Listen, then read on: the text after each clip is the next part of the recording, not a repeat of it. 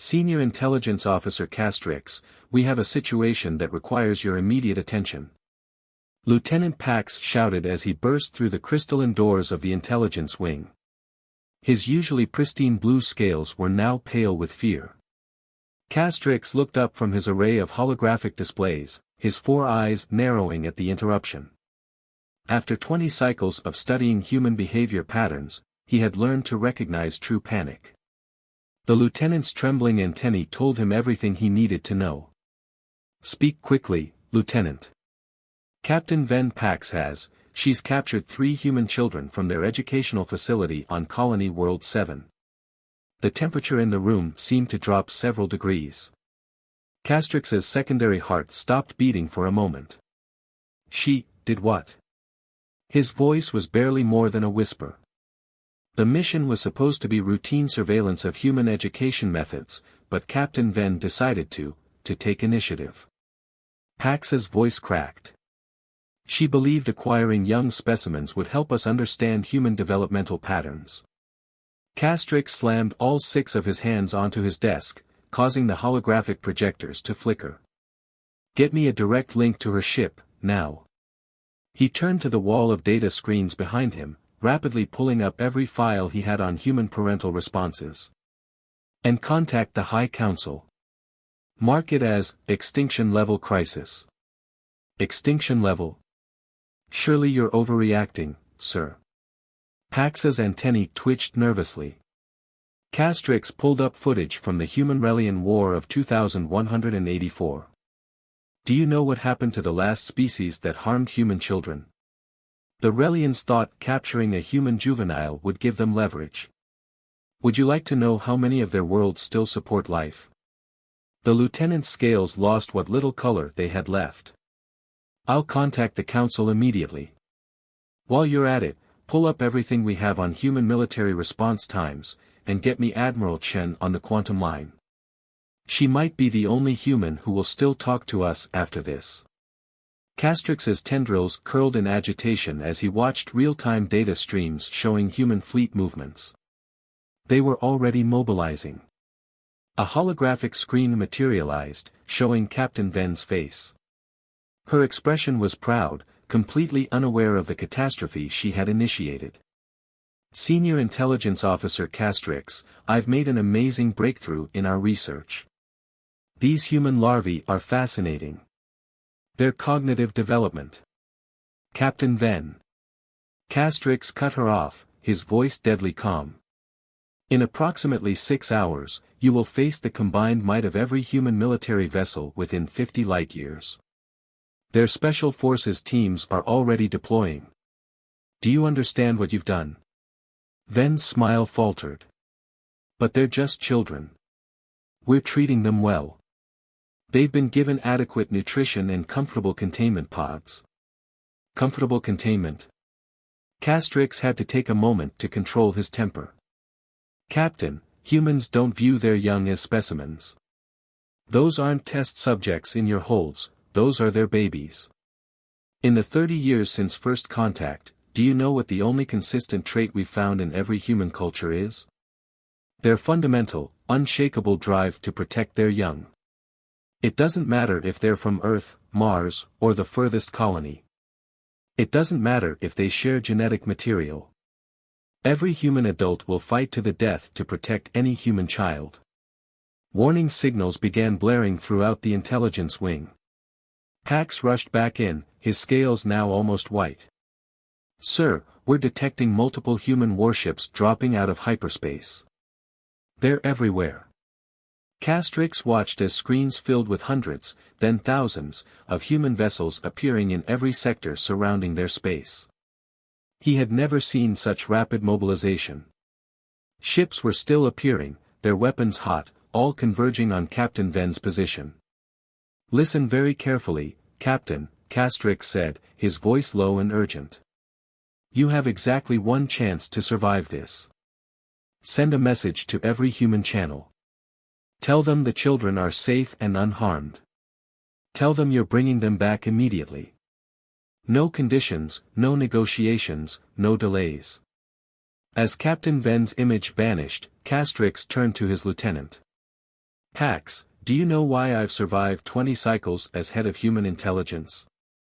The lieutenant shook his head. Because I learned one crucial thing on my first day: humans are generally peaceful, often forgiving, and usually reasonable, until you threaten their children.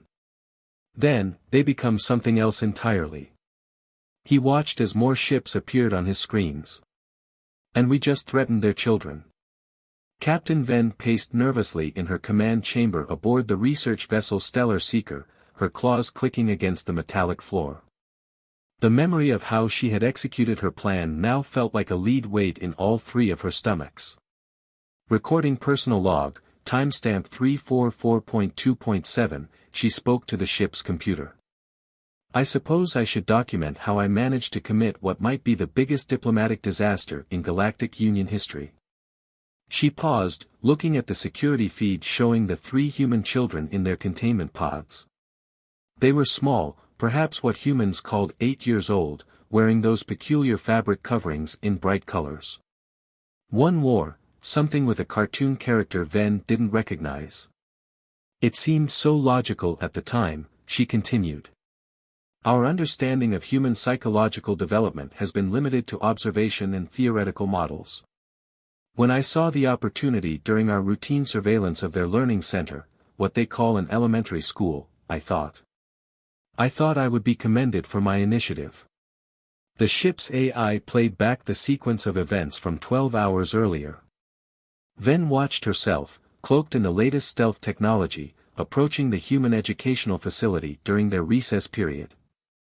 The playground, as humans called it, was filled with young ones engaging in various physical activities. The plan was simple, Ven narrated, her tendrils drooping with shame. Wait until 3 subjects move to the far corner of the recreational area. Use short-range teleporters. Quick, clean, efficient. No harm done. The footage showed the moment she had selected her subjects, 2 females and 1 male, all engaged in what humans called hopscotch. They had seemed perfect specimens, displaying cognitive planning, social cooperation, and physical coordination. I had even prepared their containment areas with items from our cultural database, entertainment devices, nutritionally optimized human food, soft sleeping surfaces. She laughed bitterly. I thought I was being considerate. The recording showed the teleportation sequence. One moment the children were playing, the next, they vanished in a shimmer of light. No one had even noticed for nearly 3 minutes. But when they did, Ven switched the feed to external cameras. This was the beginning of my education in human parental response patterns. The footage showed the first adult human noticing the missing children. The speed at which the situation escalated was breathtaking. Within seconds, other adults converged. Within minutes, security forces arrived. Within an hour, the entire colony was on lockdown. And I didn't understand the sounds they were making at first, Ven admitted. Our translation software identified it as keening, the mothers. The sounds they made when they realized their children were gone. I had never heard anything like it. She switched to current external feeds. The void of space around her ship was filling with human vessels of every size and classification, military ships, civilian ships, mining vessels retrofitted with weapons. They kept coming. The first response came from a human female named Zara Martinez. She was not military, not law enforcement.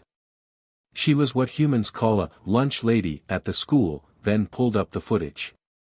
She saw our ship through its cloaking field because, as we later learned, her brother works in human counter-surveillance. She recognized the distortion pattern. The footage showed Zara Martinez running to her personal vehicle, activating some kind of emergency beacon, and making calls on her communication device. Within minutes, the human defense grid was activated. Did you know, Ven addressed her log, that humans have a protocol called Code Atom, named after a human child who was taken and killed many of their years ago? When a child goes missing, everything stops. Everyone helps. Everyone. She watched the current tactical display with growing dread.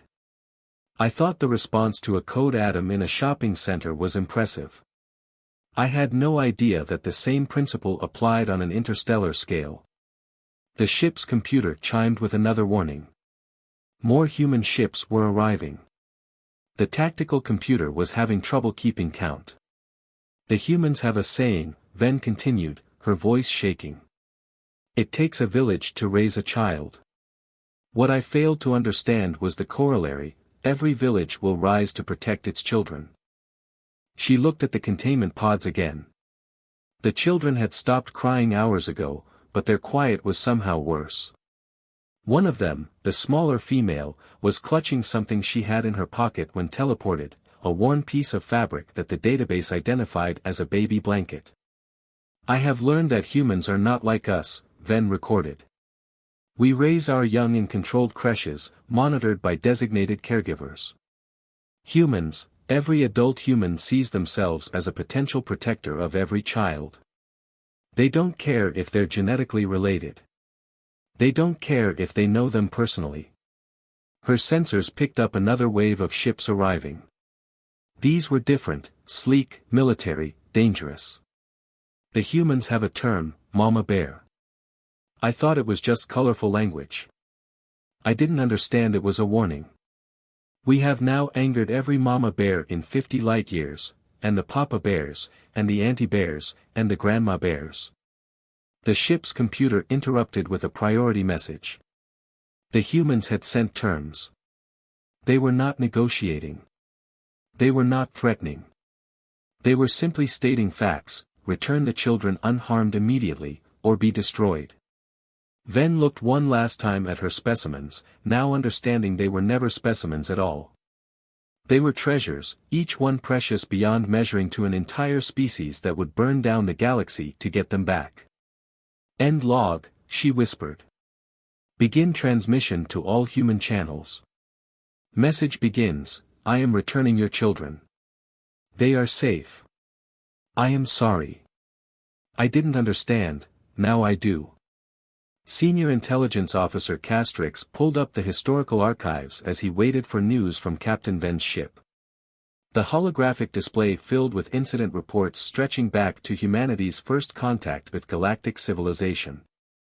Computer, display case file 2184, the Relian incident, he commanded, his 4 eyes scanning the data as it appeared. The report opened with a simple statement, the complete annihilation of the Relian Empire can be traced to a single event involving 2 human children. Children on a colony world.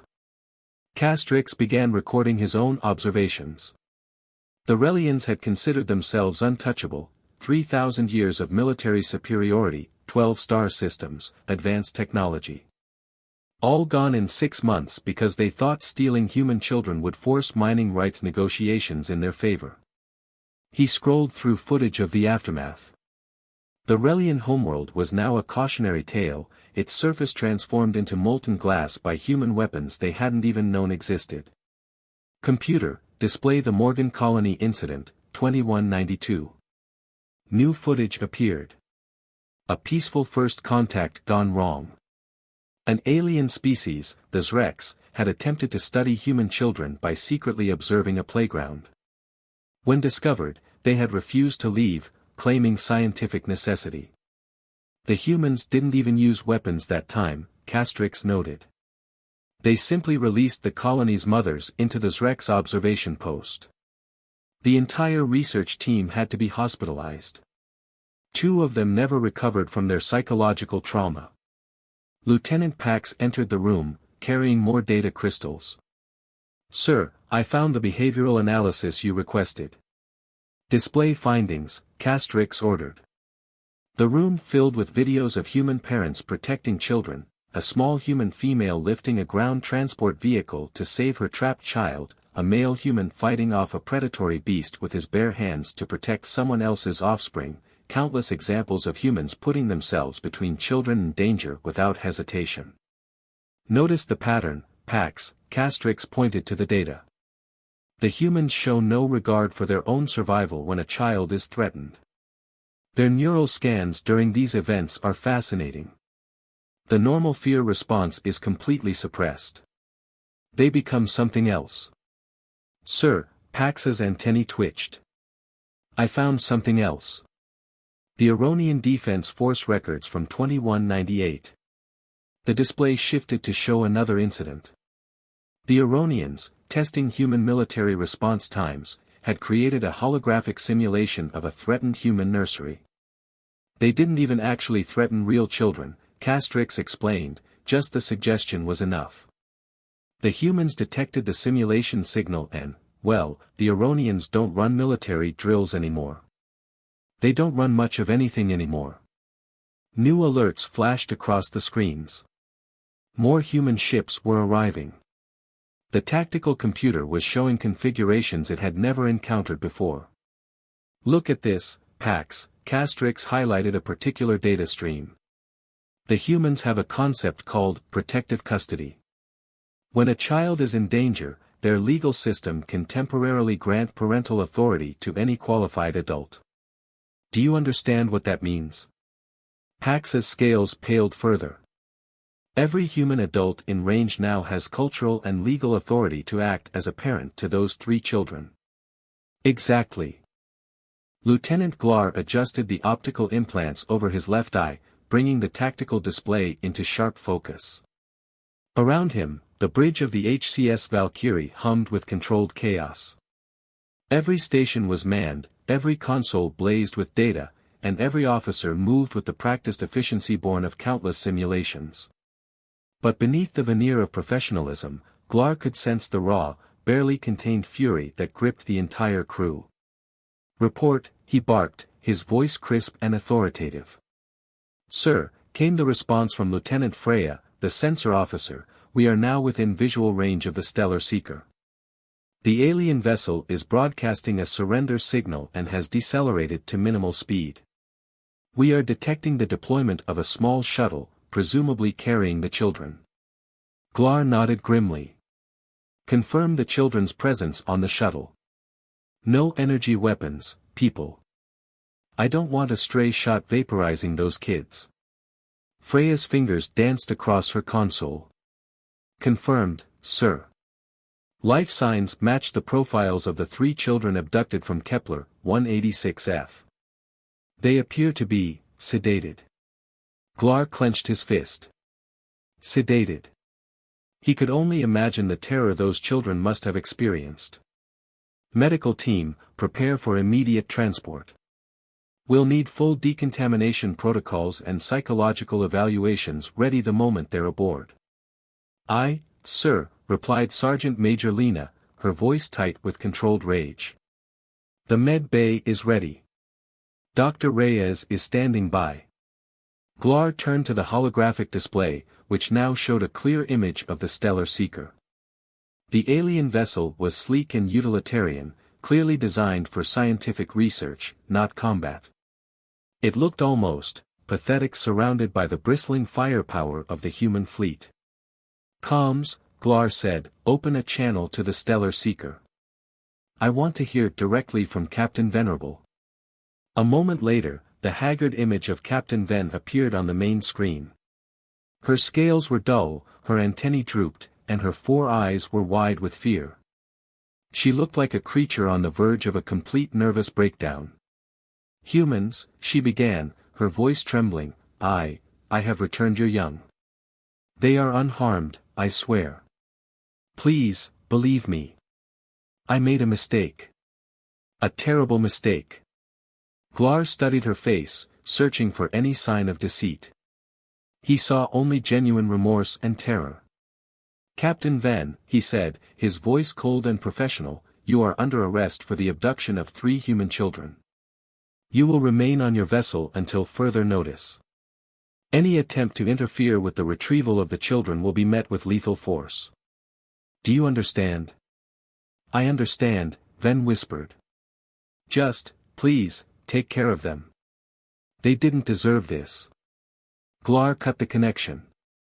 Transport team, initiate retrieval. Standard boarding procedures. I want this clean and fast.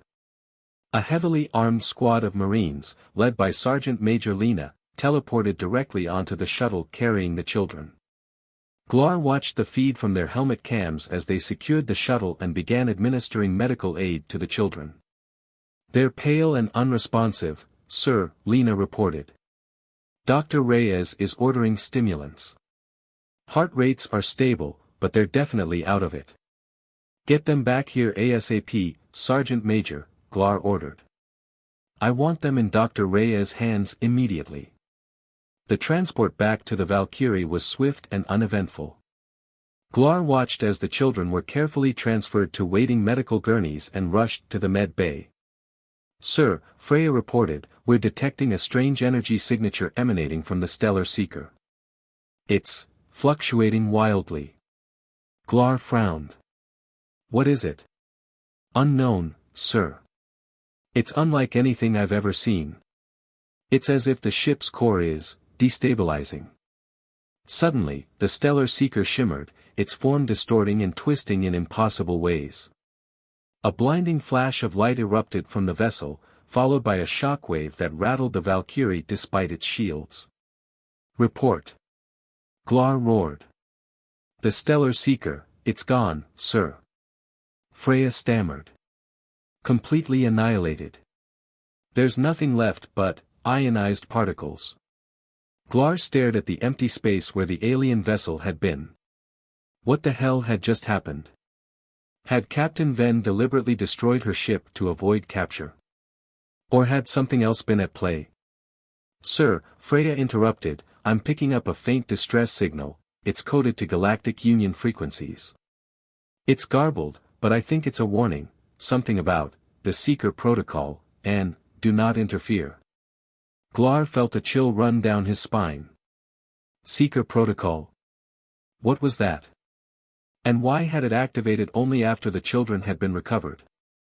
"Comms," he said, his voice grim, "get me Senior Intelligence Officer Castrix on the quantum line.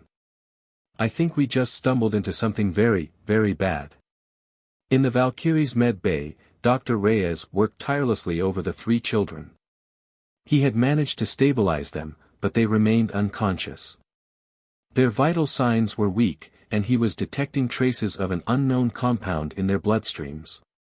"Damn it," he muttered, "what did that alien do to them?" As he examined the smallest of the 3 children, the girl with the worn baby blanket, he noticed something strange. A faint, almost imperceptible glow was emanating from the blanket. He reached out to touch it, and a jolt of energy surged through his body. "What the?" he gasped, stumbling back. The blanket began to unravel, its threads separating and floating in the air. They coalesced, forming a shimmering, ethereal construct, a miniature replica of the stellar seeker. The replica pulsed with light, and a voice, clear as a bell, echoed in the med bay. "Children of Kepler, 186F, the voice said, your trial is complete. The Seeker Protocol is now deactivated. You are free to return home." The ethereal replica vanished, and the children stirred. Their eyes fluttered open, and they looked around, confused and disoriented. Where are we?" the little girl with the blanket whispered. Dr. Reyes stared at them, dumbfounded. What had just happened? And what did it mean for the future of humanity? Zara Martinez stared at the flickering holographic image of her daughter, little Sophia, her heart a lead weight in her chest. Sophia, along with 2 other children, had been abducted. Abducted by aliens. The thought was so surreal, so utterly insane, that Zara almost couldn't process it. But the fear, the primal, bone-deep terror that clawed at her insides, was all too real. "They're saying the kids are safe," her husband, Miguel, said, his voice strained as he wrapped an arm around her shoulders. "They're saying the aliens are bringing them back." Zara shook her head, tears streaming down her face. "Safe isn't good enough, Miguel. Not after what they did. Not after the fear they put into my baby." Zara wasn't a soldier, or a politician, or a scientist. She was a lunch lady. A mom. A woman who knew how to make a mean chili and could bandage a scraped knee with the best of them. But she was also fiercely protective, and the thought of Sophia being held captive by those those things, filled her with a rage she didn't know she possessed. "I have to do something," she said, pulling away from Miguel. "I can't just sit here and wait." Miguel looked at her, his eyes filled with worry. "Zara, what are you going to do? You can't go after them." "Maybe not," Zara said, a glint of determination in her eyes. "But I can help." Zara had a secret, one she hadn't shared with many people, not even Miguel. Before she'd become a lunch lady, before she'd become a mom, she'd been an engineer. A damn good one. She'd worked on classified projects for the Colonial Defense Force, designing sensor systems and counter-surveillance technology. It was a life she'd left behind, a life she didn't miss, until now. "Remember my brother, David?" Zara asked Miguel. "The one who works at the CDF base?" Miguel nodded. "Yeah. What about him?" "He showed me some things, Miguel. Things he wasn't supposed to. Things that might help us now." Zara rushed to her old workshop, a small, cluttered space in the basement of their home. Dust motes danced in the air as she flipped on the lights, revealing shelves filled with tools, circuit boards, and half-finished projects. It had been years since she'd touched any of this stuff, but as she looked around, the knowledge flooded back. "Okay, Sophia," she muttered to herself, "Mom's going to fix this. Just you wait." Zara spent the next few hours hunched over her workbench, her fingers flying across the intricate circuitry. She worked with a frenzied intensity, fueled by adrenaline and a burning desire to bring her daughter home. She cobbled together components, cannibalizing old equipment and jury-rigging new systems. What she was building was risky, borderline insane, but she didn't care. She had to try. "What are you doing, Zara?" Miguel asked, appearing in the doorway. He looked exhausted, his face etched with worry. "I'm building a jammer," Zara said, not looking up from her work. "A long-range, high-frequency jammer. It'll disrupt the alien ship sensors, scramble their communications, and generally make their lives a living hell." Miguel stared at her, his mouth agape. "Zara, that's crazy.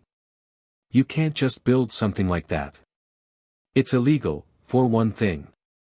"I don't care about illegal, Miguel," Zara snapped. "My daughter is out there, in the hands of those things. I'm going to do everything I can to help bring her home. Even if it means breaking a few laws." As Zara worked, she kept one ear tuned to the news feeds. She heard about the human fleet mobilizing, about the alien ship's surrender, about the safe return of the children. A wave of relief washed over her, but it was quickly replaced by a surge of anger. The aliens were getting off too easy. "It's not enough," she muttered. "They can't just take our kids and then say sorry. They have to pay." Zara finished the jammer just as the first reports of the Stellar Seeker's destruction began to circulate. She felt a pang of unease. Something wasn't right. Why would the aliens destroy their own ship? And what was this talk about a Seeker protocol? "Miguel," she said, "I need you to do something for me." "Anything, Zara." "I need you to contact David. Tell him to look into something called the Seeker protocol. Tell him it's urgent." Miguel nodded and hurried off to make the call. Zara, meanwhile, activated the jammer. The device hummed to life, bathing the workshop in a faint blue glow. She took a deep breath and flipped the switch. Nothing happened. Zara frowned. She checked the connections, ran diagnostics, and recalibrated the frequency settings. Still nothing. The jammer was dead. "Damn it," she exclaimed, slamming her fist on the workbench. "Why isn't this working?" Suddenly, the lights flickered, and the air crackled with static electricity. The jammer began to vibrate, its casing glowing brighter and brighter. Zara stared in astonishment as the device came to life, exceeding her wildest expectations. "What the hell?" she whispered. The jammer emitted a high-pitched whine, and the holographic displays in the room went haywire, displaying gibberish and flashing error messages. The power grid in the entire neighborhood flickered, then died, plunging the area into darkness. Zara! Miguel shouted, running back into the workshop. What did you do? I don't know. Zara yelled over the din of the jammer. It's like it's supercharged. It's drawing energy from somewhere else. As the jammer continued to overload, Zara had a terrifying realization. She hadn't just built a simple jammer. She had tapped into something far more powerful, something ancient and dangerous. Miguel, she said, her voice trembling, we have to shut this down. Now. But it was too late. The jammer was out of control, its energy signature escalating exponentially. The device began to levitate, rising slowly towards the ceiling. Zara, Miguel said, his eyes wide with fear, I think you just woke something up. Zara looked at the jammer, at the swirling energy emanating from it, and she knew, with a chilling certainty, that she had made a terrible mistake. She had wanted to protect her daughter, but in her desperation, she had unleashed something that could destroy them all. Commander Torg stood on the bridge of the HCS Bastion, his flagship, a vessel that had seen more battles than most officers saw birthdays. He was a veteran, a man forged in the fires of conflict, his face a roadmap of scars and hard-won experience. He surveyed the holographic display before him, a vast tapestry of stars and ships, a grim reminder of the delicate balance of power in the galaxy. Report, he rumbled, his voice gravelly. Sir, replied Commander Lyra, his second-in-command, the situation remains tense. The Stellar Seeker has been destroyed, the children are safe and under medical care, but the alien government is denying any knowledge of the Seeker protocol. Torg grunted. Denial is their first line of defense. They'll claim ignorance, incompetence, anything to avoid responsibility. The Galactic Council is demanding answers, sir, Lyra continued. They're worried about escalating tensions. The Kthar are particularly vocal, calling for sanctions against humanity. Torg snorted. The Kthar. Always eager to stir up trouble. They're jealous of our expansion, of our influence. They'd love nothing more than to see us embroiled in a conflict with the, what are they called? The ZZ-Glorg? The ZH-Z-Glorian Collective, sir, Lyra corrected. Right. The ZH-Z-Glorian Collective. A bunch of scientists playing with things they don't understand. Well, they've poked the bear, and now they're going to face the consequences. Torg turned to face the main view screen, which displayed a live feed from a Galactic Council meeting. Representatives from dozens of alien species were gathered, their faces a mixture of concern, curiosity, and outright hostility. Commander Torg, the human ambassador, Ambassador Ito, said, her voice calm but firm, the Council demands a full explanation of the events surrounding the abduction of the children and the destruction of the ZH-Z-Glorian vessel. Ambassador, Torg replied, his voice echoing across the vast chamber, let me be clear. 3 human children were abducted from their homes. They were subjected to experimentation and psychological trauma. The ZH-Z-Glorian Collective is responsible for this act of aggression, and they will be held accountable. But the ZH-Z-Glorians claim they were unaware of Captain Ven's actions, a Kthar representative interjected, his voice dripping with condescension.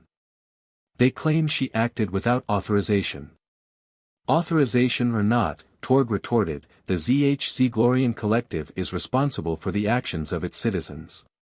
They created the technology that allowed this abduction to occur, and they failed to prevent it. Ignorance is no excuse.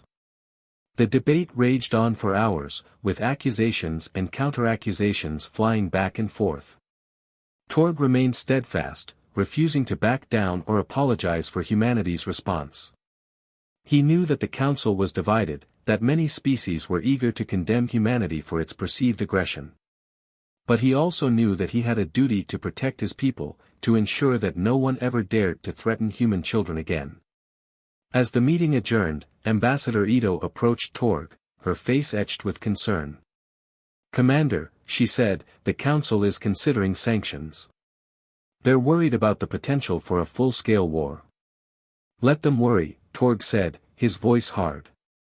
We will not be bullied. We will not be intimidated. We will do what is necessary to protect our own. Torg returned to the bastion, his mind racing. He knew that the situation was precarious, that the galaxy was on the brink of war. He had to find a way to defuse the situation, to prevent the ZHC Glorian incident from spiraling out of control. Lyra, he said, get me everything we have on the Seeker protocol. I want to know what it is, who authorized it, and what its purpose was. Lyra nodded and hurried off to gather the information. Torg, meanwhile, stared out at the star-studded void, his thoughts troubled. He knew that the fate of humanity, perhaps even the fate of the galaxy, rested on his shoulders. Hours later, Lyra returned, her face pale. Sir, she said, I've found something. The Seeker Protocol was a top-secret project, authorized by the ZHC Glorian High Council centuries ago. Its purpose was to test the reactions of developing species to simulated existential threats. Torg frowned. Simulated existential threats. What does that mean? It means, Lyra said, that the ZHC Glorians have been secretly abducting children from various species for centuries, subjecting them to psychological experiments designed to trigger a species-wide survival response. Torg felt a surge of anger. They've been playing God with other people's children. Using them as lab rats in some twisted social experiment. Yes, sir, Lyra said. And it appears that humanity passed their test. Our response to the abduction was decisive. It demonstrated a level of protectiveness and aggression that the ZHC Glorians had never seen before. Torg leaned back in his chair, his mind reeling. The ZHC Glorians hadn't just made a mistake. They had deliberately provoked humanity, testing its limits, pushing it to the brink. And now, they were paying the price. What about Captain Ven? Torg asked. Was she acting on orders? It's unclear, sir, Lyra said. Some evidence suggests she was aware of the Seeker protocol, but other evidence suggests she was simply an ambitious scientist who took things too far. Torg sighed. It doesn't matter. Whether she was acting on orders or not, the ZHC Glorian Collective is responsible. They created the environment that allowed her actions to occur. Torg made his decision. He would not back down. He would not apologize. He would hold the ZHC Glorian Collective accountable for their actions. Lyra, he said, prepare a message for the Galactic Council. I want it broadcast to every species in the galaxy. What do you want me to say, sir? Lyra asked.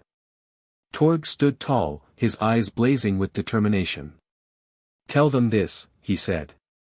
Tell them that humanity will not tolerate the abduction of its children. Tell them that we will not stand idly by while other species are subjected to twisted social experiments. Tell them that we will defend our own, and that we will fight for justice, no matter the cost. He paused, his gaze sweeping across the bridge. And tell them, he added, his voice low and dangerous, that if anyone else dares to threaten human children, they will face the full wrath of humanity. They will learn what it means to anger a species that values its young above all else. Captain Nilia, a xenoanthropologist with the Interstellar Cultural Exchange Program, stared out at the swirling nebula that marked the edge of ZHC Glorian space. Her ship, the Star Weaver, was small and unassuming, designed for peaceful observation and cultural immersion, not for the tense standoff that was currently unfolding. The situation is delicate, Captain, Ambassador Delenn, a human diplomat, said over the comm channel. Commander Torg is holding firm. He wants guarantees that the ZHC Glorian Collective will never attempt anything like the Seeker Protocol again. And the ZHC Glorians? Nilia asked, her tendrils twitching with anxiety. They're uncooperative. They claim the Seeker Protocol was a necessary experiment, that it provided valuable insights into the behavior of developing species. Nilia snorted. Using children as lab rats is hardly valuable insight. It's barbaric. I agree, Delenn said. But we need to find a way to de-escalate this situation. Commander Torg is ready to unleash the full might of the human fleet, and the ZHC Glorians are digging in their heels. We need someone who can understand both sides, someone who can bridge the cultural gap. That's why you called me, Nilia said, stating the obvious. Exactly. I need you to go to Kepler 186F. Talk to the people there, talk to the children, and then, talk to Captain Venerable. Nilia hesitated. Captain Ven? The one who abducted the children? Yes. She's being held in a secure facility on Kepler 186F. I know it's a long shot, but I think she might be the key to understanding what went wrong. She might be the only one who can convince the ZHC Glorians to see reason. Nilia sighed. It was a dangerous mission, fraught with peril. But she couldn't refuse. The fate of the galaxy might depend on her success. I'll do it, she said. The Star Weaver jumped to Kepler 186F, a vibrant colony world teeming with life. Nilia was greeted by a contingent of human officials, who escorted her to a secure compound on the outskirts of the capital city.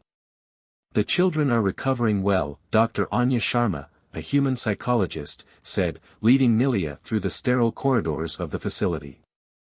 They're receiving the best possible care, both physical and psychological. But they're still traumatized. They have nightmares, flashbacks, they're going to need a lot of time to heal. Nilia nodded grimly. Can I see them? Dr. Sharma hesitated. I don't know if that's a good idea. They're still very sensitive. Seeing an alien might trigger a negative reaction. I understand, Nilia said. But I need to try. I need to understand what they went through, how they felt. Dr. Sharma relented. All right. But I'll be with you every step of the way. And if they show any signs of distress, we'll terminate the visit immediately. Nilia entered the children's ward, her heart pounding in her chest. The three children were playing in a brightly lit playroom, surrounded by toys and games. They looked normal. Except for the shadows in their eyes, the lingering fear that clung to them like a shroud. Hello, Nilia said, her voice gentle. My name is Captain Nilia. I'm a friend. The children stopped playing and stared at her, their eyes wide with apprehension. Nilia could feel their fear, their distrust. She knew she had to tread carefully. I know you've been through a lot, she said. And I'm so sorry for what happened to you. It was wrong, and it should never have happened. The smallest of the three children, a girl clutching a worn baby blanket, stepped forward. Are you one of them? She asked, her voice barely a whisper. No, Nilia said. I'm not. I'm here to help. I want to make sure that nothing like this ever happens again.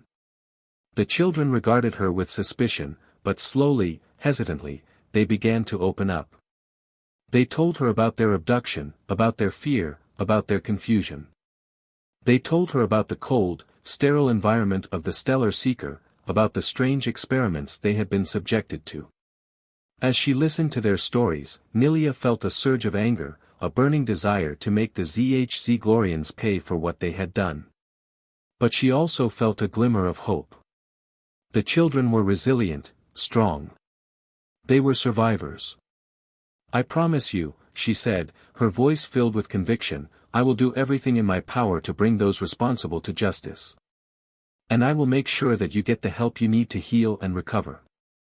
After spending several hours with the children, Nilia was escorted to Captain Ven's holding cell. The ZHC Glorian captain was a broken woman, her scales dull and lifeless, her antennae drooping with shame. Why? Nilia asked, her voice low. Why did you do it? Ven looked up at her, her 4 eyes filled with despair. I thought I was doing the right thing. I thought I was advancing science, contributing to our understanding of other species. By abducting children? Nilia asked, incredulous. By traumatizing them? I didn't understand, Ven said, tears streaming down her face. I didn't understand the value that humans place on their young. I didn't understand the depth of their love, their protectiveness. And now? Nilia asked. Do you understand now? Ven nodded, her tendrils trembling. Yes. I understand now. I made a terrible mistake. A mistake that I will regret for the rest of my life. Nilia stared at her, searching for any sign of deception. But she saw only genuine remorse, only a deep and abiding sorrow. Then you have to help me, Nilia said. You have to convince your people to see reason. You have to convince them to abandon the Seeker Protocol, to apologize to humanity, to make amends for what they have done. Ven hesitated. I don't know if they'll listen to me. I'm a disgraced officer, a pariah. They have to listen, Nilia said. The fate of the galaxy depends on it. Ven took a deep breath, her scales shimmering with determination. All right, she said. I'll do it. I'll do whatever I can to help. Nilia left the holding cell, her mind racing. She had a long way to go, a lot of work to do. But she had a glimmer of hope, a belief that she could bridge the cultural gap, that she could prevent a galactic war. She stepped out into the sunlight, her gaze fixed on the horizon. The future was uncertain, but one thing was clear, she would not rest until justice was served, until the children of Kepler 186f were safe and secure, and until the ZHC Glorian Collective had atoned for its sins.